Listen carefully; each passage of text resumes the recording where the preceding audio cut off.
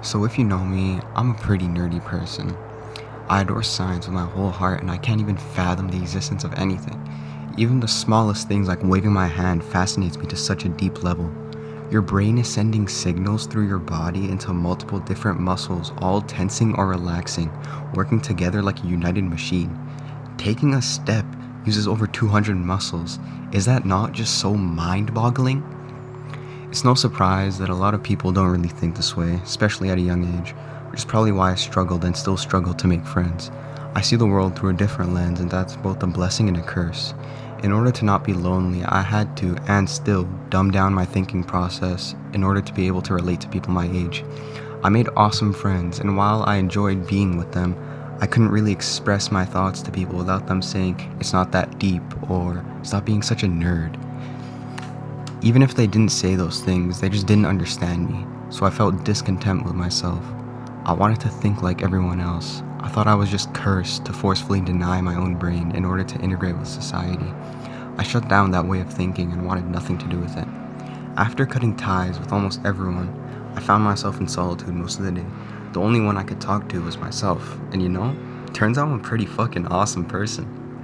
While it did take a toll on my mental health being such a lonely state all the time, I started to unknowingly go back to my old thought patterns.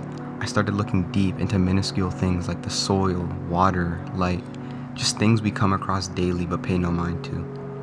After this long journey of loneliness and constantly being in my own head, I had noticed something. I love my weird brain, and I love it more than anything else, and I stopped trying to relate to others. I didn't need them. What I'm trying to get at here is that solitude builds self-love and self-respect. You start to realize nobody even matters. Not what they think, not what they say about you, not what they hear. None of it matters. There's always going to be some loser who has nothing going for them and no love for themselves that they need to project it onto you with insults or rumors. They're pathetic and lack the wherewithal to understand that they're so miserable that they feel the need to put up this tough act to feel seen by society. It's just stupid.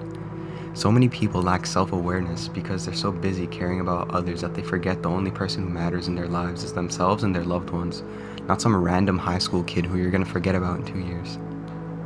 My point is, solitude builds self-love and awareness. Self-awareness creates change, but only if you're willing to do it for yourself. Nobody can make you love yourself except you. It's not just gonna appear randomly. Society loves to put you down in order to make themselves seem higher in their minds, but they're only digging their hole further. It's cause and effect. If you say words, whether it's to yourself or to others, it gets projected onto you. So I'll end with this.